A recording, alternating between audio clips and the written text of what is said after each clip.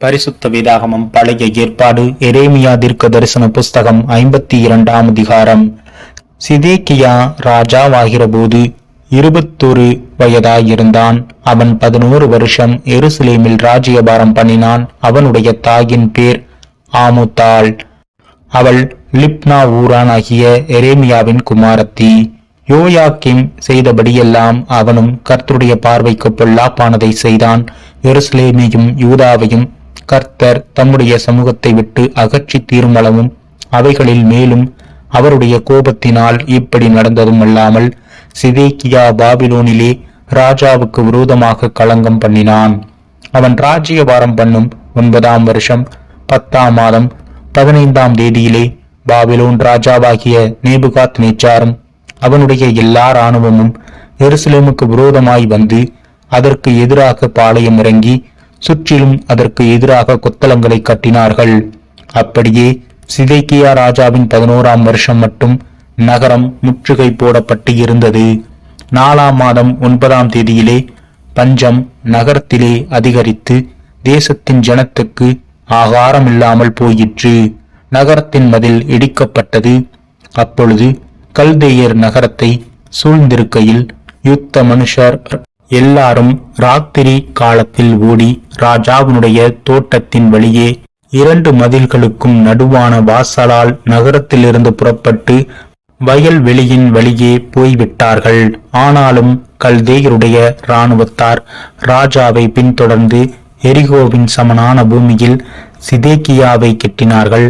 அப்பொழுது அவனுடைய இராணுவத்தார் எல்லாரும் அவனை விட்டு சிதறி போயிருந்தார்கள். அவர்கள் ராஜாவை பிடித்து அவனை ஆமாத் தேசத்தின் ஊராகிய ரிப்லாவுக்கு பாபிலோன் ராஜாவாகிய நேபுகாத் நேச்சாரிடத்துக்கு கொண்டு போனார்கள். அங்கே இவனுக்கு நியாய தீர்ப்பு கொடுத்தான். பின்பு பாபிலோன் ராஜா சிதேக்கியாவின் குமாரரை அவன் கண்களுக்கு முன்பாக வெட்டினான். யூதாவின் பிரபுக்கள் எல்லாரையும் ரிப்லாவிலே வெட்டினான். சிதேக்கியாவின் கண்களை குருடாக்கி அவனுக்கு 2 விலங்குகளை போடுவித்தான். பின்பு பாபிலோன் ராஜா அவனை பாபிலோனுக்கு கொண்டு போய் அவன் மரணமடையும் நாள் மட்டும் அவனை காவல் வீட்டில் அடைத்து வைத்தான். 5 மாதம் 15ஆம் தேதியிலே பாபிலோன் ராஜாவுக்கு முன்பாக நிற்கிறவனாகிய காவற்சேனாதிபதியான நேபுசராதான் எருசலேமுக்கு வந்தான். அது நேபுகாத் நேச்சார் என்னும் ராஜா பாபிலோனை அரசாளுகிற 19ஆம் வருஷமாய் இருந்தது. அவன் கர்த்தருடைய ஆலயத்தையும் ராஜாவின் அரண்மனையையும் எருசலேமில் உள்ள எல்லா வீடுகளையும் ஒவ்வொரு பெரிய மனிதனுடைய வீட்டையும் அக்னியால் சுட்டரித்து போட்டான். காவற்சேனாதிபதியோடு இருந்த கல்தேயரின் இராணுவத்தார் எல்லாரும் எருசலேமை சுற்றிலும் இருந்த அலங்கங்களை இடித்து போட்டார்கள். ஜனத்தில் ஏழைகளான சிலரையும் நகரத்தில் மீதியான மற்ற ஜனத்தையும் பாபிலோன் ராஜாவின் வசமாக ஓடி வந்து விட்டவர்களையும் மற்ற ஜனங்களையும் காவற்சேனாதிபதியாகிய நெபுசராதான் சிறைகளாக கொண்டு போனான். ஆனாலும் தேசத்தாரில் ஏழைகளான சிலரை காவற்சேனாதிபதியாகிய நெபுசராதான் திராட்சை தோட்டக்காரராகவும் பயிரிடும் குடிகளாகவும் விட்டு வைத்தான். கர்த்தருடைய ஆலயத்திலிருந்து வெண்கல தூண்களையும் கர்த்தருடைய ஆலயத்திலிருந்து ஆதாரங்களையும் வெண்கல கடல் தொட்டியையும் கல்தேயர் உடைத்து போட்டு அவைகளின் வெண்கலத்தை எல்லாம் பாபிலோனுக்கு எடுத்து கொண்டு போனார்கள். செப்பு சட்டிகளையும் சாம்பல் எடுக்கும் கரண்டிகளையும் வெட்டுக்கத்திகளையும் கலகங்களையும் களையங்களையும் ஆராதனைக்குரிய சகல வெண்கல பனிமுட்டுகளையும் எடுத்து கொண்டு போனார்கள். பசும் பொன்னும் சுத்த வெள்ளியுமான கிண்ணங்களையும் தூப கலசங்களையும் களங்களையும் சட்டிகளையும் விளக்கு தண்டுகளையும் களையங்களையும் கரங்களையும் காவற்சேனாதிபதி எடுத்து கொண்டான். சாலமோன் ராஜா கர்த்தருடைய ஆலயத்துக்காக செய்து வைத்த 2 தூண்களும் 1 கடல் தொட்டியும் ஆதாரங்களின் கீழ் நின்ற 12 வெண்கல ரிஷபங்களும் ஆகிய இவைகளுக்குரிய வெண்கலத்துக்கு நிறையில்லை. அந்த தூண்களோவெனில் ஒவ்வொரு தூண் 18 முழ உயரமாயிருந்தது. 12 முழ நூல் அதை சுற்றும். நூல் விரக்கிடை அதன் கணம் உள்ளே குழாயாயிருந்தது.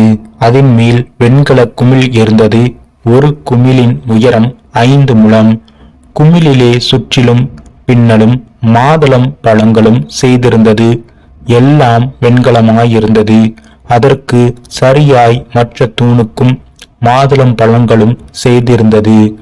96 மாதுளம் பழங்கள் 4 திசைகளுக்கும் எதிராக செய்திருந்தது. குமிழை சுற்றிலும் செய்திருந்த மாதுளம் பழங்கள் 100.